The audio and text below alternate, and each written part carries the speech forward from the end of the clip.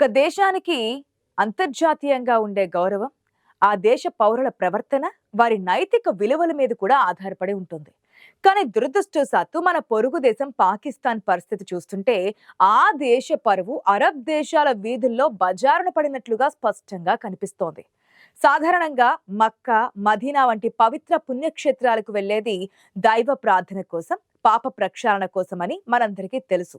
కానీ అక్కడికి వెళ్ళింది దైవ ప్రార్థన కోసం కాదు, కేవలం యాచన కోసమని తెలిస్తే ఎవరైనా నివ్వెరపోవాల్సిందే. ప్రపంచంలోని ముస్లింలందరూ అత్యంత పవిత్రంగా భావించే ఆ నేల మీద పాకిస్తానీయులు చేస్తున్న పనులు చూసి సౌదీ అరేబియా ప్రభుత్వం విసిగిపోయింది. ఆ దేశం తీసుకున్న ఒక్క నిర్ణయం ఇప్పుడు పాకిస్తాన్ చీకటి కోణాన్ని ప్రపంచం ముందు బట్టబయలు చేసింది. కేవలం భిక్షాటన మాత్రమే కాదు, నేరాలకు పాల్పడుతున్నారనే ఆరోపణలతో సౌదీ అరేబియా ఏకంగా వేల సంఖ్యలో పాకిస్తానీలను విమానాలు ఎక్కించి వెనక్కి పంపించేసింది. గత కొన్నేళ్లుగా లెక్కలు తీస్తే అలా గెంటివేయబడ్డ వారి సంఖ్య అక్షరాల 56,000కు పైమాటే అంటే ఆశ్చర్యం వేయకుండా ఉండదు. ఒక్క ఈ 2025 సంవత్సరంలోనే 24,000 మందిని సౌదీ అరేబియా బహిష్కరించింది అంటే పరిస్థితి ఎంత తీవ్ర స్థాయికి చేరిందో మనం అర్థం చేసుకోవచ్చు. వీరంతా ఉమ్రా వీసాల మీదో, టూరిస్ట్ వీసాల మీదో లేదా విజిట్ వీసాల మీదో పవిత్ర భూమికి వెళ్లారు. కానీ అక్కడ అడుగు పెట్టాక వారు చేసింది మాత్రం భిక్షాటన, జేబు దొంగతనాలు, ఇతర నేర కార్యకలాపాలు. పవిత్ర స్థలాల్లో పాకిస్తానీల చేతివాటం చూసి సౌదీ అరేబియా ప్రభుత్వం తీవ్ర ఆగ్రహానికి గురైంది.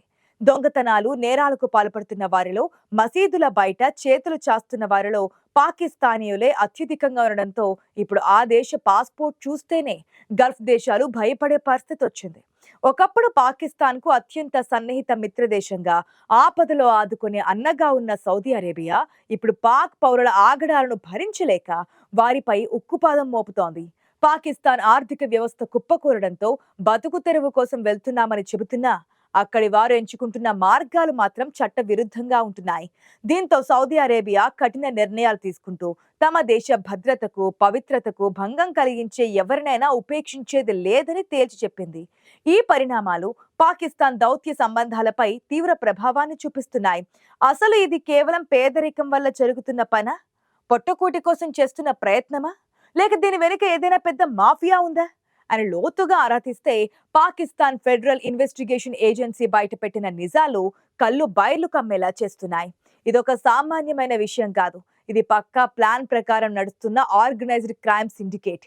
పాకిస్తాన్ ప్రభుత్వం ఎన్ని చర్యలు తీసుకుంటున్నా ఈ ముఠాలు ఇస్లామిక్ దేశాలలో తమ పనిని యథేచ్ఛగా కొనసాగిస్తూనే ఉన్నాయి. 2025లో ఇప్పటి వరకు పాకిస్తాన్ విమానాశ్రయాల్లోనే 66,154 మందిని విదేశాలకు వెళ్లకుండా అధికారులు అడ్డుకొని నిలిపివేశారు. ఎందుకంటే వీరంతా సాధారణ ప్రయాణికులు కాదు, వీరంతా బిచ్చగాళ్ల ముఠాలకు సంబంధించిన వారని, విదేశాలకు వెళ్లి దేశం పరువు తీస్తారని నిఘా వర్గాలు గుర్తించాయి. గతేడాది ఈ సంఖ్య 35,000 ఉంటే ఇప్పుడు అది దాదాపు డబుల్ అయింది.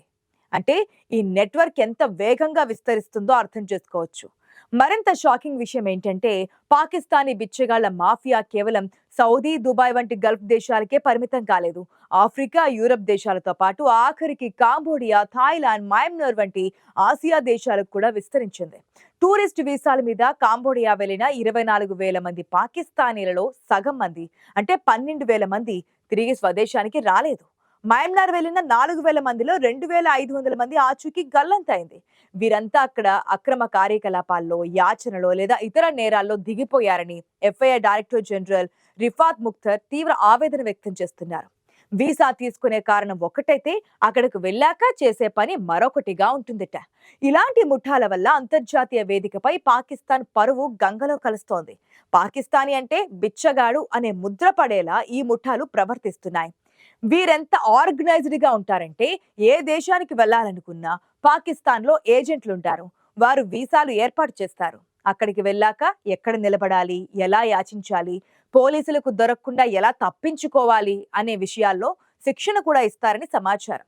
ఇదొక అంతర్జాతీయ రాకెట్ గా తయారైంది. ఈ పరిణామాలను అరికట్టలేక పాకిస్తాన్ ప్రభుత్వం తలపట్టుకుంటోంది. తమ పౌరులే విదేశాల్లో నేరస్తులుగా మారుతుంటే ఆ దేశం అంతర్జాతీయ సమాజంలో ఏ ముఖం పెట్టుకోవాలా అని వాపోతోంది. అత్యంత బాధాకరమైన విషయం ఏంటంటే ముస్లింలు తమ ప్రాణం కంటే ఎక్కువగా అత్యంత పవిత్రంగా భావించే మక్కా, మదీనా మసీదుల బయట కూడా ఈ మాఫియా పడగ విప్పింది. అల్లా దర్శనానికి వచ్చే భక్తుల నమ్మకాన్ని, దాతృత్వాన్ని వీరు క్యాష్ చేసుకుంటున్నారు. అక్కడ యాచన చేస్తూ పట్టుబడుతున్న వారి గణాంకాలు చూస్తే వినడానికి చేదుగా ఉన్నా నిజం చెప్పక తప్పదు. అక్కడ పట్టుబడుతున్న బిచ్చగాలలో 90% మంది పాకిస్తానీయులే ఉంటున్నారు. కేవలం యాచనతో ఆగిపోలేదు. అక్కడికి వచ్చే అమాయక భక్తుల జేబులు కొట్టేయడంలో వీరు ఆరితేరిపోయారు. ఇహ్రాం అనబడే పవిత్ర వస్త్రాలను ధరించి అత్యంత భక్తి నటిస్తూనే పక్కవాడి జేబులో పర్సు మాయం చేస్తున్నారు. పవిత్ర స్థలంలో ఇలాంటి నీచమైన పనులకు పాల్పడడం చూసి అరబ్ దేశాలు ఆగ్రహంతో ఊగిపోతున్నాయి. దీనిని అత్యంత సీరియస్ గా తీసుకున్న యునైటెడ్ అరబ్ ఎమిరేట్స్ ఇప్పటికే పాకిస్తాన్ పౌరులకు వీసాలు ఇవ్వడాన్ని నిలిపివేసింది. వీరి కారణంగా నిజమైన భక్తితో దైవ దర్శనానికి వెళ్లాలనుకుంటున్న వారు నరకం చూస్తున్నారు. కొందరి పాపానికి అందరూ మూల్యం చెల్లించుకోవాల్సి వస్తోంది. దుబాయ్ అధికారులు ఈ ఏడాది 6,000 మందిని, అజర్బైజాన్ అధికారులు 2,500 మందిని యాచన ఆరోపణలపై వెనక్కి పంపించేశారు. పాకిస్తాన్ ప్రభుత్వం ఎన్ని చర్యలు తీసుకుంటున్నా ఈ బెగ్గింగ్ ఇండస్ట్రీ 3 పువ్వులు 6 కాయలుగా వర్ధిల్లుతోంది. ఈ దారుణమైన పరిస్థితి వల్ల నిజమైన పాకిస్తానీ వలస కార్మికులు, ఇంజనీర్లు, డాక్టర్లు కూడా అవమానాలను ఎదుర్కోవాల్సి వస్తోంది. విమానాశ్రయాల్లో పాకిస్తాన్ పాస్పోర్ట్ చూడగానే అనుమానంగా చూసే పరిస్థితి ఈ ముఠాలు కల్పించాయి. ఇది ఆ దేశానికి తీరని మచ్చగా మిగిలిపోతోంది. తాము అణుశక్తి కలిగిన దేశమని, దక్షిణాసియాలో తామే గొప్ప శక్తి అని గర్వపడ్డ పాకిస్తాన్ ఇప్పుడు ప్రపంచానికి బిచ్చగాళ్లను ఎగుమతి చేసే దేశంగా మారుతుందని విశ్లేషకులు ఘాటుగా విమర్శిస్తున్నారు. ప్రముఖ న్యాయ నిపుణులు, రచయితలు సైతం పాకిస్తాన్లో బెగ్గింగ్ అనేది ఇప్పుడు కేవలం నిస్సహాయత వల్ల చేసే పని కాదని, అది ఒక లాభసాటి వ్యాపారం అని స్పష్టం చేస్తున్నారు. డాన్ పత్రికలో వచ్చిన కథనాల ప్రకారం హజ్, ఉమ్రా సీజన్లలో ఈ ముఠాలు పేదలను రిక్రూట్ చేసుకుని వారికి ప్రత్యేక శిక్షణ ఇచ్చి మరి జనాలను సౌదీకి పంపిస్తున్నారు. అక్కడ భిక్షాటన ద్వారా సంపాదించిన కోట్లాది రూపాయలను హవాలా మార్గంలో తిరిగి పాకిస్తాన్ కు తరలిస్తున్నారు. ఇది ఆ దేశ ఆర్థిక వ్యవస్థకు ఏ మాత్రం ఉపయోగపడకపోగా దేశ పరువును మాత్రం దిగజారుస్తోంది. గత ఏడాది సౌదీ అరేబియా ప్రభుత్వం పాకిస్తాన్ కు సీరియస్ వార్నింగ్ ఇచ్చింది. మీ దేశం నుండి వచ్చే బిచ్చగాలను మీరు అదుపు చేయకపోతే హజ్, ఉమ్రా యాత్రికులపై ఆ ప్రభావం పడుతోంది. మా సహనానికి కూడా హద్దులుంటాయి అని తేల్చి చెప్పింది. అయినా పాక్ ప్రభుత్వ తీరులో మార్పు రాలేదు. ఫలితమే ఇప్పుడు వేల సంఖ్యలో జరుగుతున్న ఈ బహిష్కరణలు. పాకిస్తాన్ ఆర్థిక పరిస్థితి నానాటికి దిగజారడం ఒక కారణమైతే, కష్టపడకుండా సులభంగా డబ్బు సంపాదించాలనే దురాశ మరొక ప్రధాన కారణం. ఇప్పుడు అంతర్జాతీయ సమాజంలో పాకిస్తాన్ ఒంటరి అవుతోంది. తమ పౌరులే పరాయి దేశాల్లో దొంగలుగా, జేబు దొంగలుగా, బిచ్చగాళ్లుగా ముద్ర వేయించుకొని గెంటివేయబడుతుంటే ఆ దేశ నాయకత్వం తలదించుకోవాల్సిన దుస్థితి ఏర్పడింది. జాతీయ జెండా గౌరవాన్ని కాపాడలేనప్పుడు ఎన్ని అణుబాంబులుంటే ఏం లాభం, ఎంత సైన్యం ఉంటే ఏం ప్రయోజనం అన్న ప్రశ్న ఇప్పుడు ప్రతి సామాన్య పాకిస్తానీయుడిని మేధావిని తెలుస్తోంది.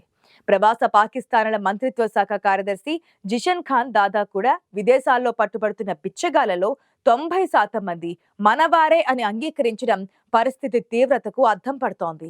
రాబోయే రోజుల్లో ఈ పరిస్థితి ఇలానే కొనసాగితే పాకిస్తాన్ పౌరులకు ప్రపంచంలోని ఏ దేశమూ వీసా ఇవ్వడానికి ముందుకు రాని పరిస్థితి తలెత్తవచ్చు.